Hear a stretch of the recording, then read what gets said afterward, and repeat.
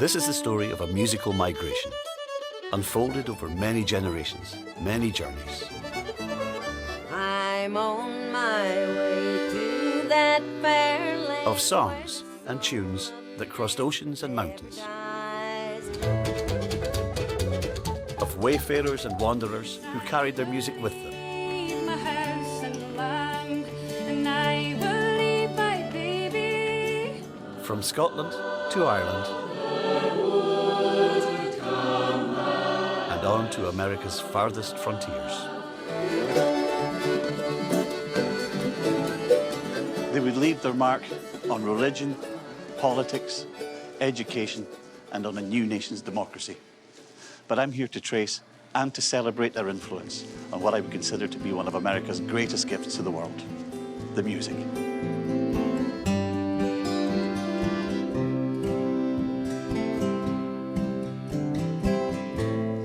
If you're traveling in the North Country Fair, and winds hit heavy on the borderline,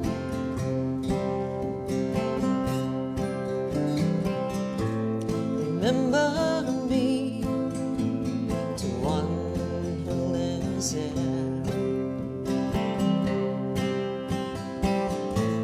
She once was a true love of mine. I love traditional folk music, and that song, I've known it since childhood because of my dad and Bob Dylan doing it together.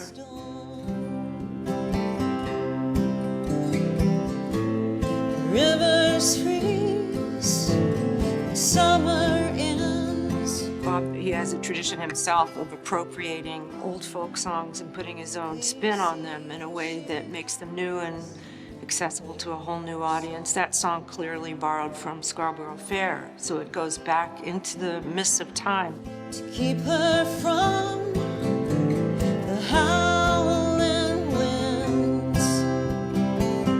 That connection is really meaningful to me because, you know, my own family, the Cashes, were from Scotland, from right, yeah. the Kingdom of Fife. Correct? Falkland, to be precise. Yes, Falkland, near Falkland. That song, in a way, it's like time travel. You get to visit the song in earlier incarnations and in the present and how it's morphing into the future. And I almost feel a responsibility to honor these songs and love them.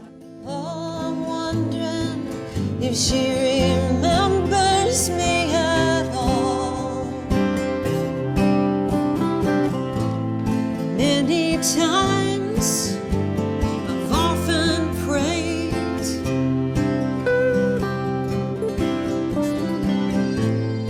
in the darkness of my nights.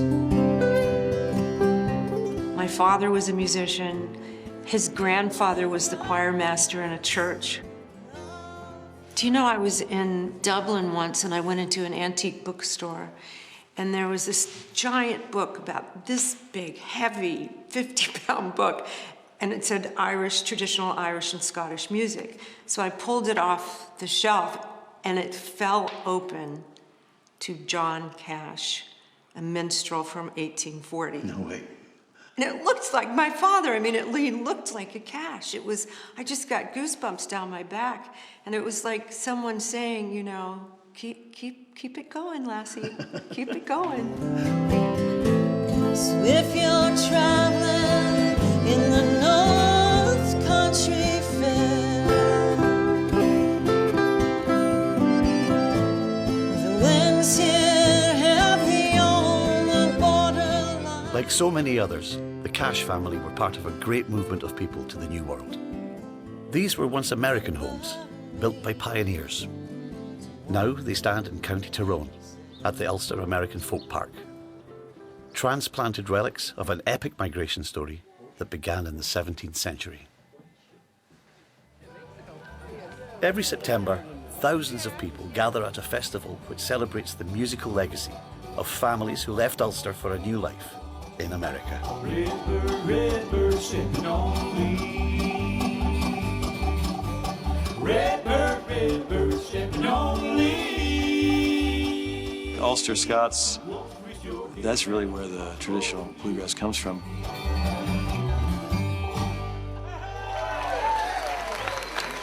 Thank you. You hear people in the mountains of West Virginia singing about Ireland's Green Shore. They were people who lived, generation 2, 3 in Ulster, and then moved and kept moving until they settled in the mountains. And kept the old tunes and songs alive that became what we call bluegrass. Well, I ain't got long to stay here, but what little time I've got, I want to rest content while I remain. Bluegrass and country, gospel, folk, and even rock and roll, in their different ways, they've all been shaped by the music that travelled with the Ulster Scots. Yes, the windows falling down and the roof's all caved in, letting in the sunshine and the rain. Known in America as the Scotch-Irish, their hymns, songs and tunes became an essential element in America's musical story. I'm gonna take a trip in that old gospel ship. I'm going far beyond the sky. American country music just wouldn't be remotely the same without the Scots-Irish tradition. And if you look at bluegrass, honky-tonk, and everything that was feeding the first generation, the Jimmy Rogers, Carter family, Bill Monroe, Earl Scruggs, you can't disagree.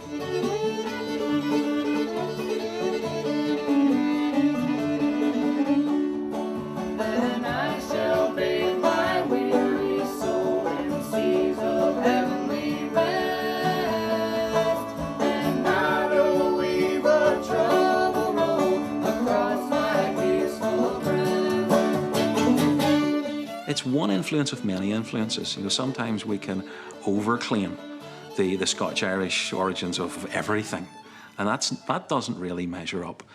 But it's a very strong and I think identifiable influence and thread through so much of this. I was just a lad, merely 22, neither good nor bad, just a kid like you. And now I'm lost, too late to pray. Lord, have paid the cost on the lost highway. Music like this has become part of a global industry, instantly accessible, whenever and wherever we want it.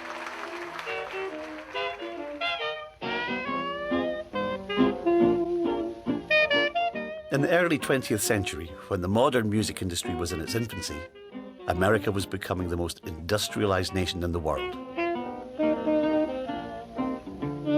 For the first time, more people lived in cities than in the country. But even in those fast-moving times, many still clung to the music of the past. People flocked to old-time fiddle competitions. Epic battles between the finest in the country.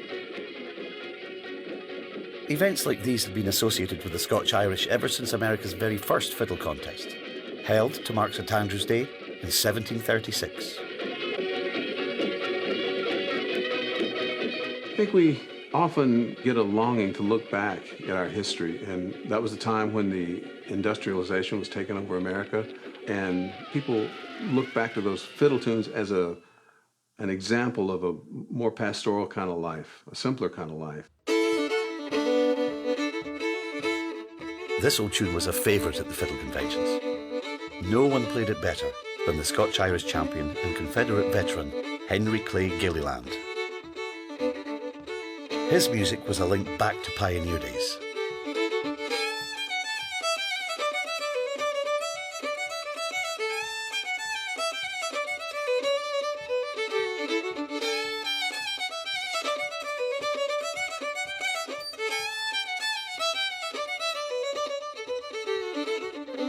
Growing up in the Texas frontier, Henry taught himself to play the old tunes on his brother's broken fiddle with strings he had to make from his horse's hair.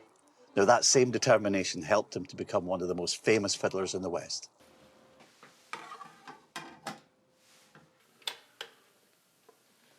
Along with a younger fiddler, Eck Robertson, Henry Gilliland made history. the first commercial recording ever released by a country musician.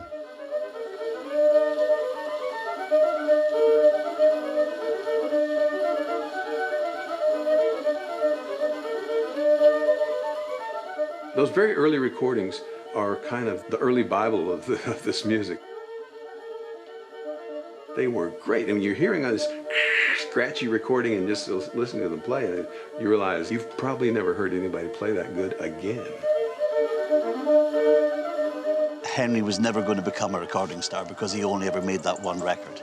But it did mark a moment in history. The musical legacy of America's frontier past had entered a new era of recorded music.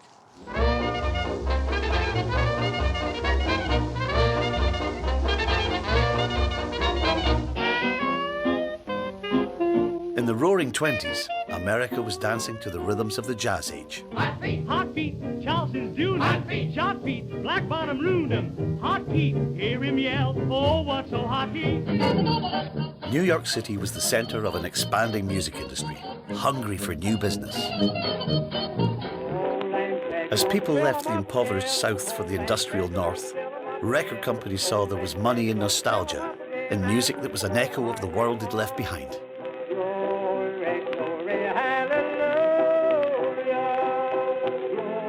Part of that was people coming into the cities, working in industrialization of the world, and they were longing for that more rustic life that they probably grew up with. So they really loved to hear that old music.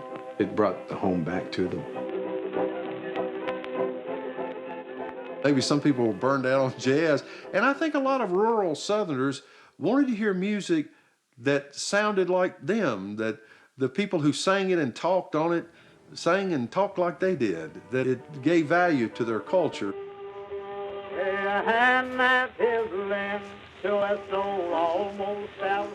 As well as the traditional repertoire, singers found inspiration in the newspapers for songs of death and disaster, train wrecks and shootings, bad men and murdered women, and the record-buying public just couldn't get enough of it. Oh, people on the ship were a long ways from home. These disaster songs were like news bulletins, urgent and shocking. Oh, death came riding by, 1600 had to die. It was sad when that great ship went down. And they sold in huge numbers. They were fast becoming the modern equivalent of the broadsheet ballads of the old world. But the most popular songs proved that people hadn't changed that much at all in the new world. It seems that they were still drawn to the darker side of life. A dreadful crime, a woman's body in a deep, dark river. In the late '20s, America was thrilled and chilled by a murder ballad recorded by a Virginia mill worker. The tragic tale of Rose Conley had a long history in Appalachia. But that song, like the ancestors of many of the Americans that loved and sang it over the years, had crossed oceans and mountains before it got anywhere near the recording studio.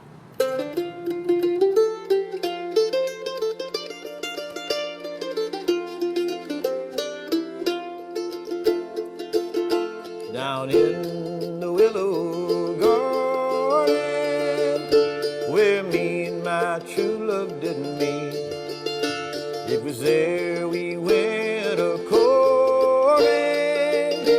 My love fell off to sleep. I had a bottle of burgundy wine, and my true love, she did not know. It was there I murdered that dear little girl down on the banks below. Long before it was heard in America, a version of the story of poor murdered Rose Conley was first collected in Ulster, in the port town of Coleraine. I drew my saber through her. It was a bloody knife. I threw her into the river. It was an awful sight. My father often told me that money would set me free if I'd but murder that dear little girl whose name was Rose Conley. This well-travelled song is another reminder of how music has always moved with people. There were moody, deep stories about human nature. That storytelling tradition certainly continued in modern country music. I mean, all the way through, from old-time music to, 30s, 40s, 50s, to modern country music. Storytelling is very important, and it probably goes way back to our enjoyment of those ballads.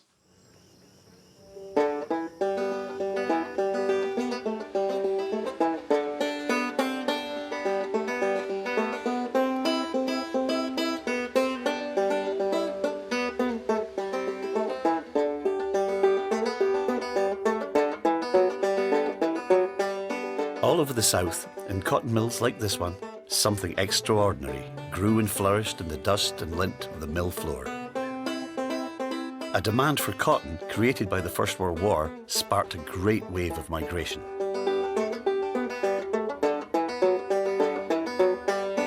In urgent need of workers, the mills sent recruiters to isolated Scotch-Irish communities with the promise of a new American dream. The people who moved from the mountains would have shared that same sense of community, of being rural, self-sufficient, religious people for the most part as well too.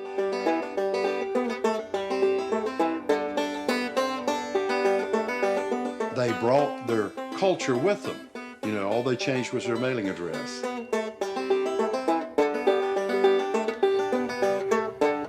When they moved here from the hill country, you had probably more fiddlers and banjo pickers per square foot than most places, and the mills concentrated these musicians in a particular area.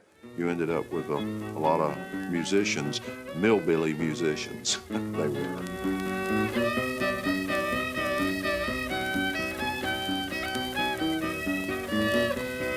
It meant that they were learning new tunes, they were swapping tunes, they were learning new licks and this kind of thing.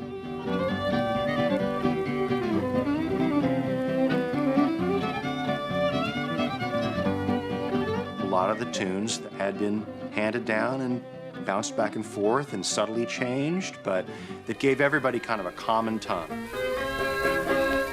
Tunes that go back 200 or 300 years to the Scots-Irish tradition. Oh, my little loved ones, go with me. I'm going away in the morning. I'm going away to leave you, loved ones, down to the home. Mountain musicians were also exposed to new genres of music when touring vaudeville shows from the north came to entertain the workers.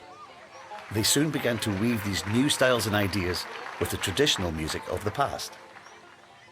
A new sound started to emerge in the 1920s, and it was the freewheeling, boisterous sound of string band music.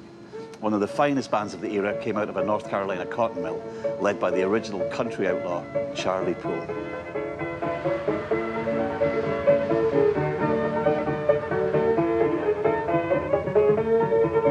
May I sleep in your barn tonight, mister? Oh, lying out on the ground in the cold north wind is me sin, and I have no place to lie down.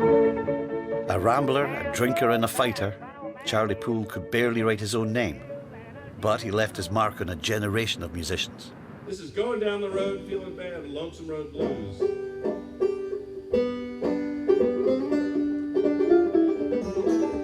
Every summer, within sight of the mill where he worked from the age of 9, this festival celebrates his legacy and the musical culture of his community. I got those old Lonesome Road Blues, Lord, I got those Lonesome Road Blues. I got those old Lonesome Road. Never too fond of hard work, in June 1925, Charlie and his band quit their jobs in the mill and came to draw their final pay. I talked to one of the mill workers, and he said they sat down at the end of the looms, and he said they played Don't Let Your Deal Go Down. And he said, Charlie said, we going to New York, make records, goodbye, we're gone. No contacts, no experience, no manager. But by September, they had a recording contract. Charlie Poole became one of Columbia Records' biggest stars, and his complex, innovative style changed the story of American music. He made new tunes sound old, and he made old tunes sound new.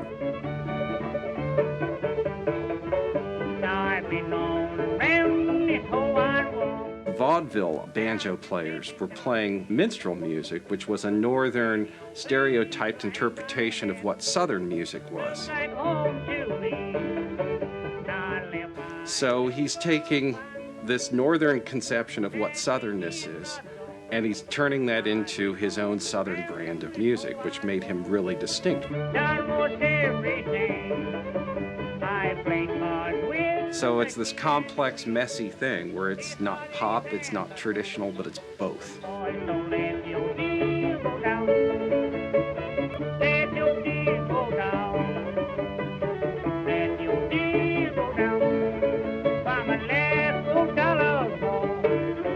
He added the ingredients and stirred them all together that would eventually give birth to bluegrass music. And when you listen to Bill Monroe and Lester Flatt and Earl Scruggs, you think, well, what kind of music did they listen to when they were youngsters, when they were teenage boys? What did they hear? They heard Charlie Poole's music.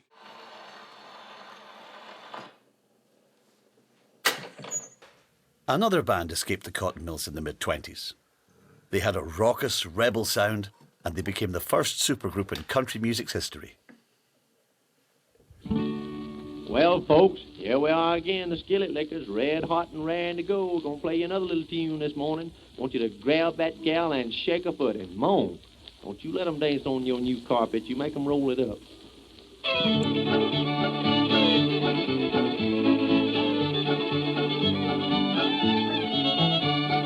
They had a rough and rowdy sound. I mean, it's like the party's on and we are already drunk. Come on in, you know.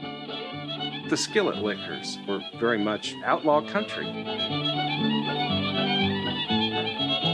They're doing songs about making moonshine and doing runs across state lines. They're thumbing their nose at the establishment. Kicking in the bright trash, scratching out dog, branding when your dog bites no child. Lay in the center and just catch air, holding you, don't let her rest. It's very much that kind of anti-establishment kind of tradition, which is also a big part of the American experience, too. I'm gonna get a drink, don't you wanna go? I'm gonna get a drink, don't you wanna go? I'm gonna get a drink, don't you wanna go? Hold on, soda's joy. 25 cents for the morphine, 15 cents for the beer. 25 cents for the morphine, they're gonna take me away from here. In the late 20s, this was rock and roll. Drugs, alcohol, a tune that came over from Scotland many years ago. This song was a smash hit during the Prohibition era. The Skillet Lickers were a sensation, and the driving force behind them was fiddler Clayton McMitchan. This Scotch-Irish virtuoso energized traditional music and brought old songs like this one to new audiences across America.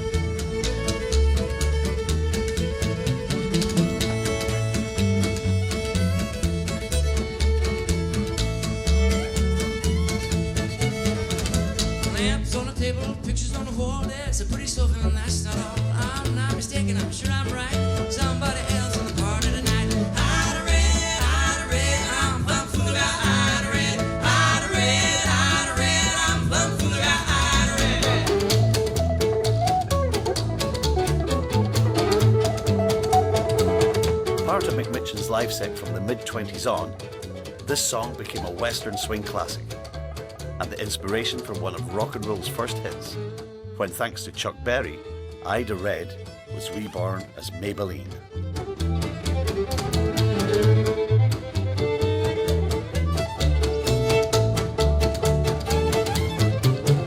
Lamps on the table, pictures on the wall, there's a pretty sofa and that's not all. I'm not mistaken, I'm sure I'm right. Somebody else at the party tonight. Ida Red, I'm plumb full about Ida Red. Ida Red, I'm plumb full about Ida Red.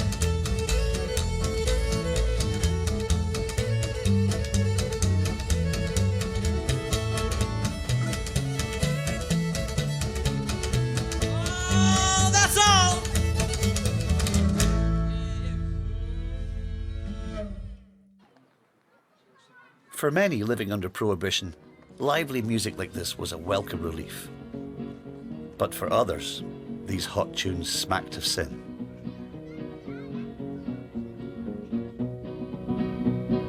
Dark and the troubled side of life. There's a bright and a sunny side too. So we meet with the darkness and strife. This sunny side we also may view. There was a growing audience for religious music with its roots in rural communities. When the storms of life are raging, stand by me, by me. The old southern style of shape note singing was evolving into a more polished and dynamic gospel sound. The McCravey brothers, whose people came from County Antrim, were radio stars who also recorded popular religious music. If the world from you withhold of its silver and its gold, and you have to get along on meager fare. Working people found comfort and strength in their simple, emotional songs, music that helped make sense of a rapidly changing world. Take your burden to the Lord and leave it there. Leave it there, oh, leave it there. Take your burden to the Lord and leave it there. If you trust and never doubt, He will surely lift you out. Take your burden to the Lord and leave it there. If your body suffers pain and your health you can't regain, and your soul is almost sinking in despair,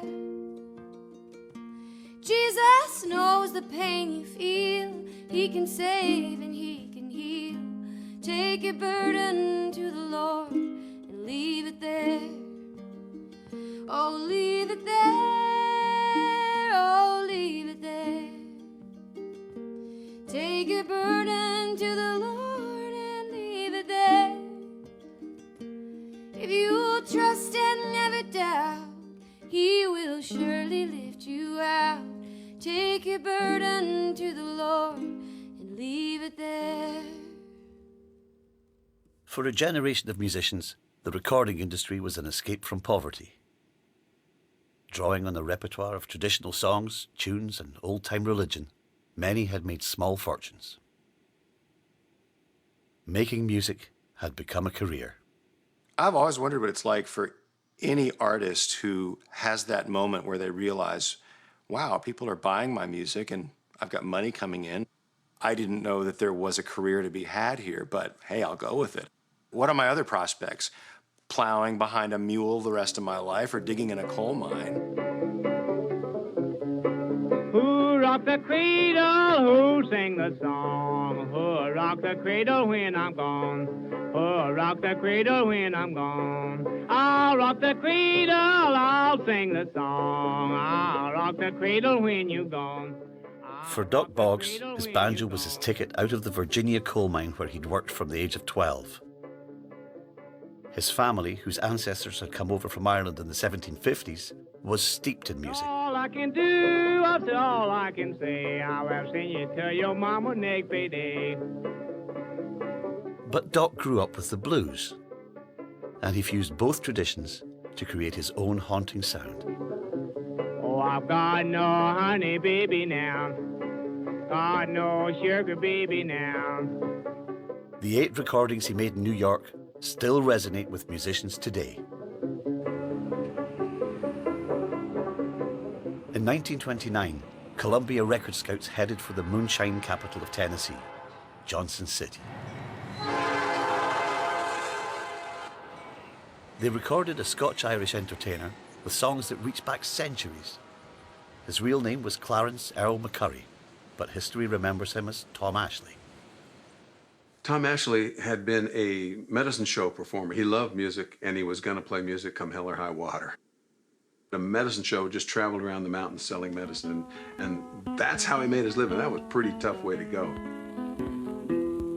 They are a house in New Orleans. They call a rising sun. Tom Ashley honed his craft on the road before taking the musical heritage of his family and his community into the recording studio. Well, I can't come in or I can't sit down, for I haven't but a moment's time. One song from those Johnson City sessions had very deep roots, going all the way back to 13th century England and Scotland. This is a tune called The Cuckoo that I learned from my friend Doc Watson, who learned it from Clarence Tom Ashley. In the old British song, The Cuckoo Welcomes Spring, in Appalachia, he's an adulterer, a gambler, and his song is a warning. Well, I played cards up in England. I've played cards down in Spain. I'll bet you $5 I'll beat you this game. Oh, the cuckoo, she's a pretty bird, and she warbles as she flies, and she never hollers cuckoo till the 4th day of July.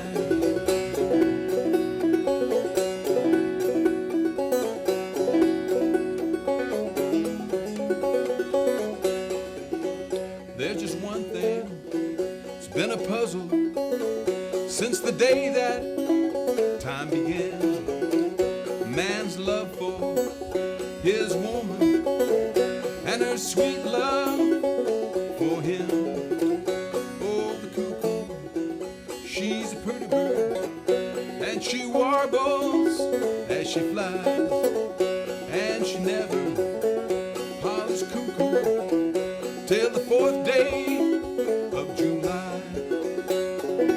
Tom Ashley recorded it on October 23rd, 1929.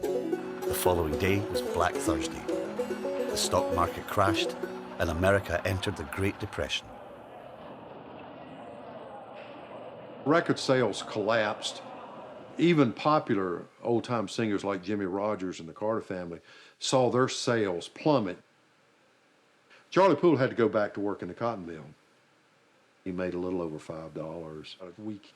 And you figure 5 years earlier in New York, he would be paid $300 for singing 2 songs, you know. So hard times were back again. For fear the hearts of men are failing, for these are latter days we know. The Great Depression now is spreading. God's word declared it would be so. As recession hit hard, there was no money to spare for records. Clayton McMitchin was playing in furniture stores. Tom Ashley ended up hauling lumber. Doc Boggs pawned his banjo and went back down the mine. After a 13-week bender, Charlie Poole drank himself to death on bad moonshine. I'm going where there's no depression, to the lovely land that's free from care. I'll leave this world of toil and trouble.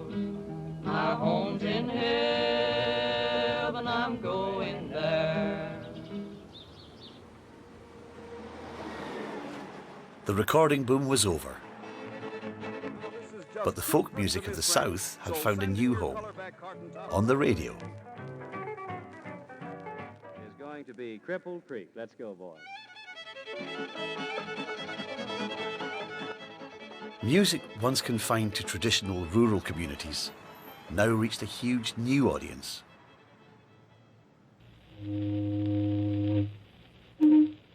This is the solemn old judge, George D. Hay, of radio station WSM, the home of the Grand Ole Opry down in Nashville, Tennessee.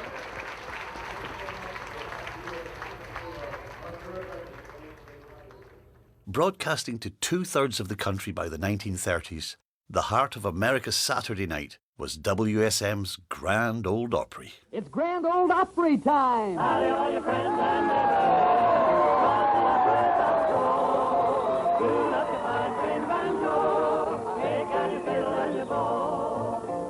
Music was our entertainment. We had a radio, and we listened to the Grand Ole Opry on the weekends. Everyone will have some fun at the Grand Ole Opry. The Ryman Auditorium, in my mind as a child, I thought it was had to be the biggest building in the world. It was the Grand Ole Opry. This has been country music's spiritual home since the early 1940s. It's strangely appropriate given that it started its life as a gospel tabernacle. Yes, it's the Grand Ole Opry. The same program with the same people you've been listening to for the past 14 years. Only now we're on a network of stations that reaches all the way from the Mexican border to the mountains of Virginia. All of those people in the deep South, in the 30s, 40s, and 50s, the radio was their only connection to the outside world. And, you know, at the end of a tremendously hard day's work in the cotton fields, to gather around the radio and listen to these disembodied voices that carried three chords and the truth. Those 50,000 watts can resonate down through the ages, you know, and connect us all. While the cabby's down, make your whole kicks round. The only song that I can sing while the cabby's down.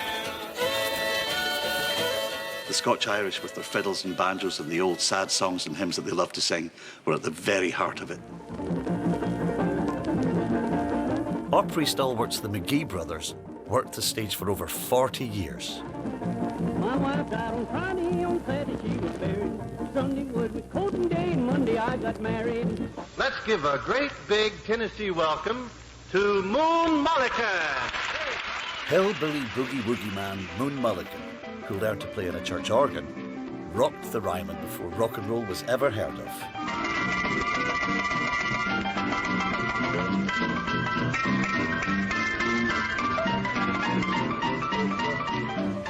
But the king of them all was the son of a Baptist preacher, a Smoky Mountain fiddler who became the most powerful music publisher in Nashville. And now, here's the star of our show, the pride of Tennessee's Smoky Mountains, Roy Acuff.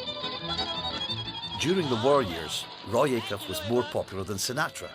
He helped transform a fledgling country music industry into an American institution. I received a letter you wrote, dear, in which you said you'd wait for me. I'm asking you to please not wait, dear. It would only ruin your life, I see. From that very stage, via the magic of radio, the Opry stars sang of Saturday night sinners and Sunday morning redemption.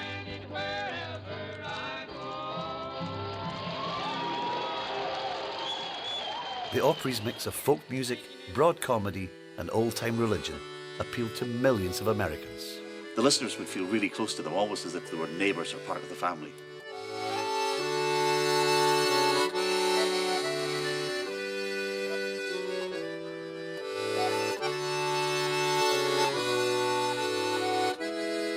You'd hear Bill Monroe and Flatt and Scruggs, then you'd hear the Stanley Brothers, and you'd hear Patsy Cline, or you'd hear George Jones. And the first time I got to play on that stage, I think I was 15. I played there with Ralph Stanley, and man, talk about a dream come true. That was just an amazing, amazing thing.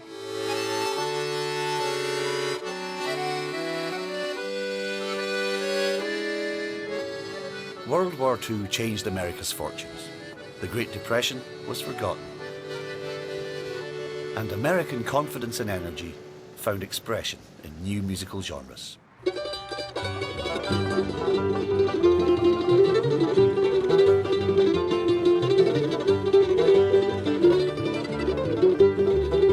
Bluegrass is such an exciting moment. It's kind of goes along with winning World War II and the atom bomb and the new America that just burst out of that pivot point of the end of World War II.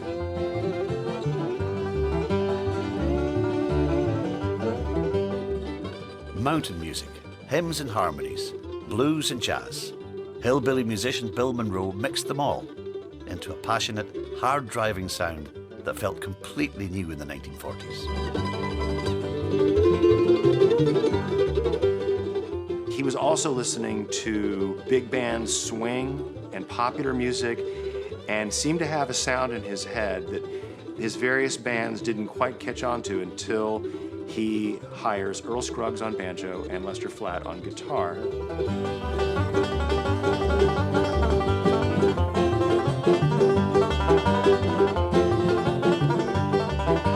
And they create a five-man band that debuts in December of 1945 at the Grand Ole Opry. And with Bill Monroe's high lonesome singing style, it all came together, and they made this music that had a kind of locomotion. It wasn't rock and roll, but it had a rock and roll sort of feeling.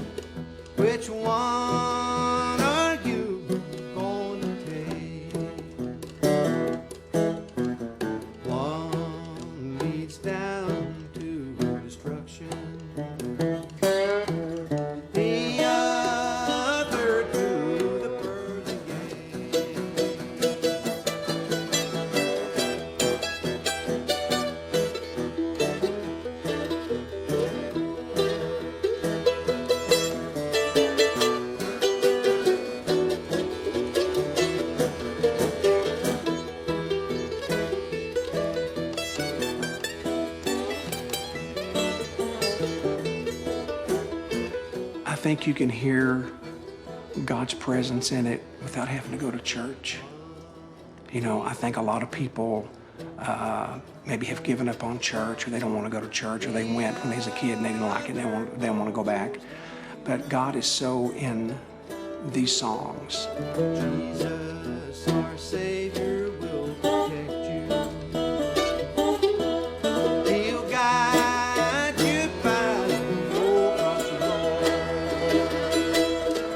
Whether you embraced it or rejected it, religion was a central part of Southern culture. For so many musicians, black and white, church was where you learned to sing and learned what it took to make a good song.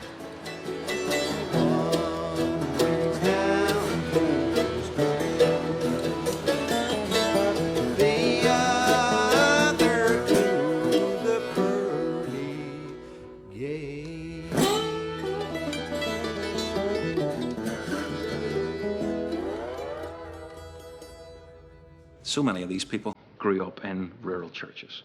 There is a sound that comes from people who have not necessarily been trained musically, but who have sung in those small mission hall, rural church settings, and it's different. It's different from mainline churches. It's different from the churches with the big spires on them. It's just different.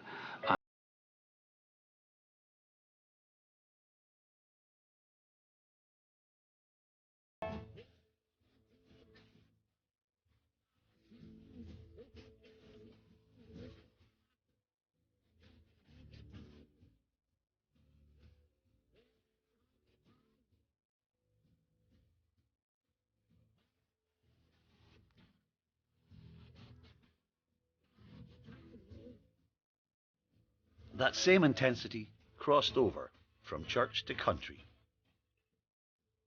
A new generation of songwriters and performers carried the lessons learned in gospel halls and rural churches into songs that celebrated life with all its passions. Hank Williams, the honky-tonk hero that wrote that song, knew all about seeking redemption on a Sunday morning after the sins of Saturday night.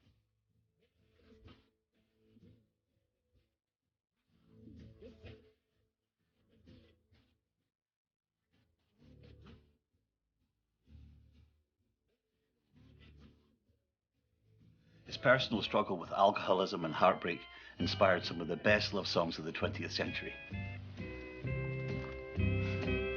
When tears come down. There's a tension between the party and the fun and the Saturday night thing, And then there's the waking up on Sunday morning and the regret and the sense of shame and sinfulness, and my goodness, that's what I'm actually like, you know. And the music captures that. Your cheating heart will tell on you.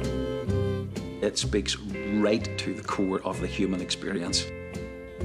The push-pull of romance and cheating and heartbreak and too much partying and trying to find redemption. And right there in that tension point, you've got country music.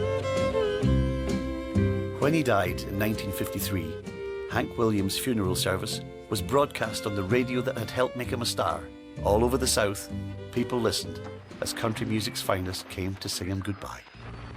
One of Hank's own compositions, I Saw the Light, will be brought to us by Roy Acuff. Thank you, Reverend, very much. May we do this as Hank would want it done. I'd like to try it. Will you boys take it away?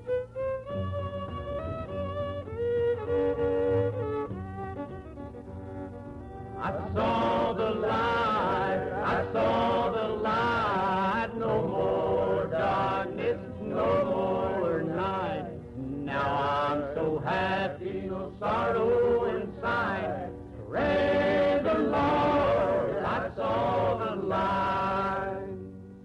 Roy Acuff was Hank's hero, the Grand Ole Opry's king of country. Singing alongside him was Bill Monroe, the father of bluegrass. All three had grown up with the same old-time religion and the same songs and fiddle tunes first brought to the Appalachians by their Scotch-Irish ancestors. Their stamp on American music is permanent, their legacy celebrated in Nashville's Hall of Fame. Can the circle be unbroken by and by, Lord, by and by? Throughout country music's history, its stars have sought authenticity from its southern working-class past. Lord, in the sky. Now a global industry, country has come a long way from its hillbilly heroes. Yet its finest songwriters have found their inspiration in that same heritage, part of a tradition that's travelled across oceans and time.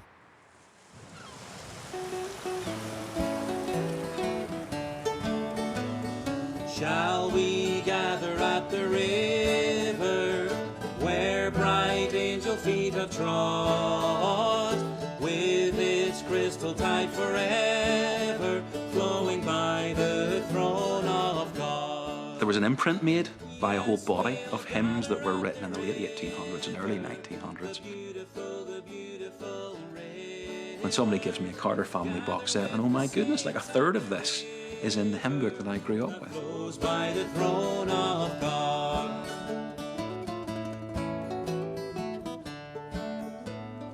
On the margin of the river, washing up its silver spray. Iconic hymns like this one are part of a stream of gospel music that's flowed between Scotland, Northern Ireland and America since the 19th century. A shared tradition in which Scotch-Irish composers were a creative force. There is a common culture, an unbroken circle, if you like, of early country gospel music, which is as much part of my cultural inheritance as it is for somebody who lives in Virginia. Ere we reach the shining river, lay we every burden down. Grace our spirits will deliver and provide a robe and crown. From the very beginning of the 20th century, gospel records made by America's earliest country stars travelled back across the ocean, and they found eager listeners in Scotland and Northern Ireland. River that flows by the throne of God.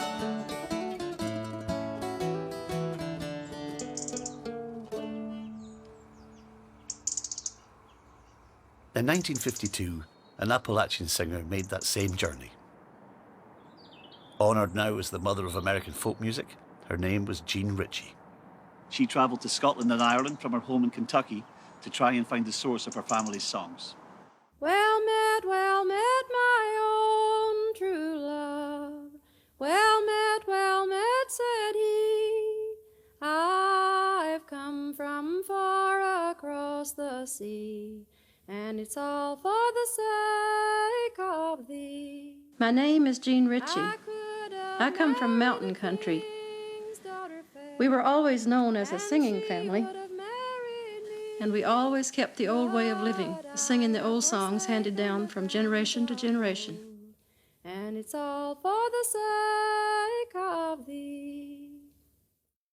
Jean sought out Scottish and Irish singers, collecting a wealth of music, but she also shared her own treasure trove of songs.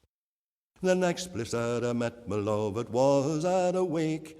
She had a lot of songs that turned up in the Ulster song tradition and the Scottish song tradition, you know. And the stain and the bonny wee lass's answer was a no, come again. We were in this circle of singers, swapping songs and versions of songs. Maybe somebody would sing a song and somebody would sing an Ulster version, and somebody would sing a Scottish version, somebody would sing an Appalachian version.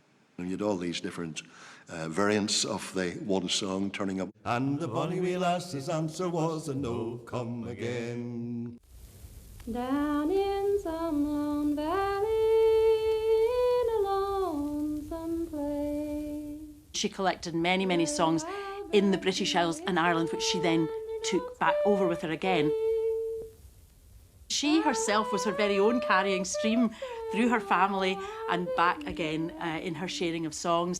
And I'll dream of pretty Sarah wherever I go.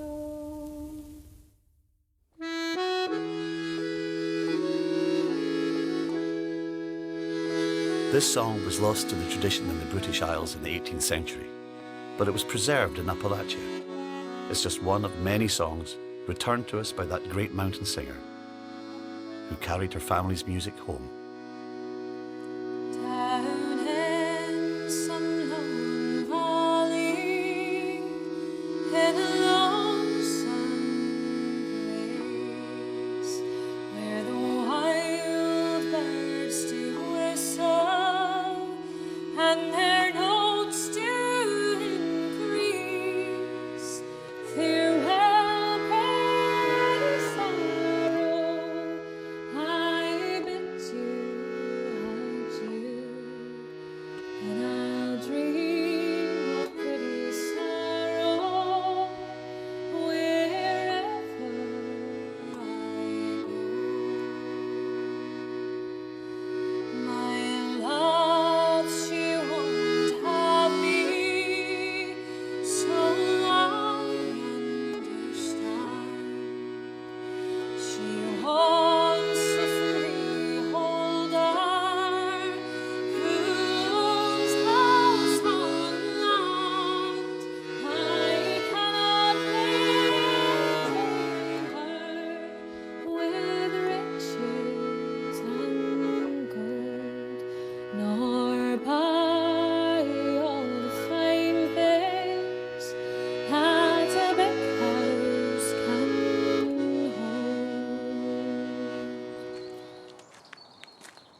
Jean Ritchie described folk music as a river that never stopped flowing, and the songs that she sang and celebrated inspired generations to connect with the music of the past. The country I come from is called the Midwest. I was taught and brought up there, the laws to abide, and that the land that I live in has God on its side. Jean Ritchie was at the forefront of the folk revival that began in the 50s. On both sides of the Atlantic, people reconnected with near-forgotten musical traditions. It was quite an epiphany. In fact, we all loved Americana music because of the instrumentalism side of it, the banjos, the mandolins, the guitars. And that loop actually brought us back to the songs. And when we heard that generation of traditional singers performing them, it was a very short hop to us putting the guitar line behind it, or the banjo line behind it, and grafting the American instrumentalism onto our own tradition. My generation played its part too. We connected with the past changed the tradition to tell their own musical stories. Perthshire's Ross Ainsley and Tyrone-born Jarlath Henderson are part of the next wave. Finding their own connections between Scotland and Ireland's different traditions, they're taking the music into a new century.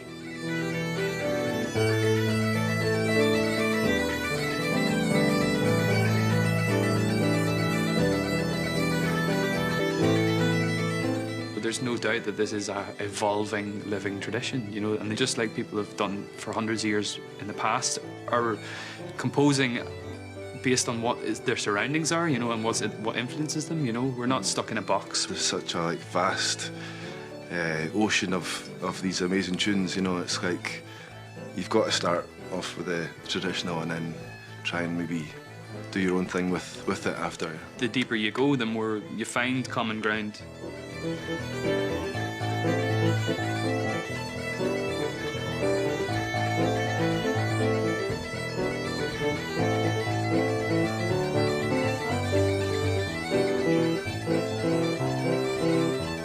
Like in order to plot your course, you have to know where you started. Yeah, that's definitely. True. It's that line from what was it? Alice in Wonderland. You're not lost if you know where you've been. So, yeah.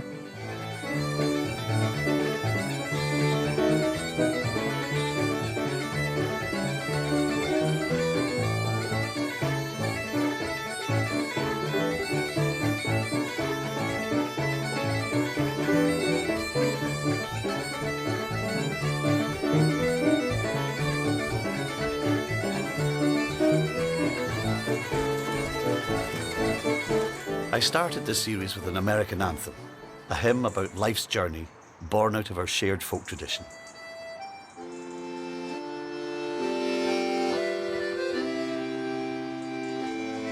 That song, Wayfaring Stranger, captures the spirit of a restless people and the musical traditions they carried with them when they travelled so far from home.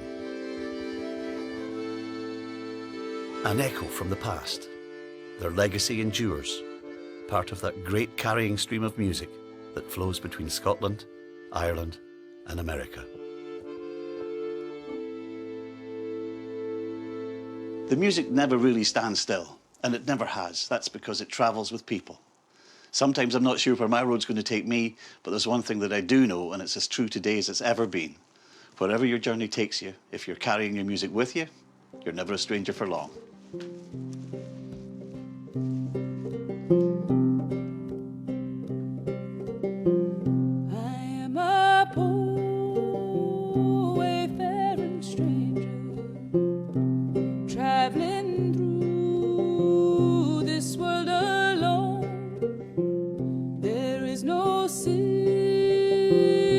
Toil or danger in that fair land.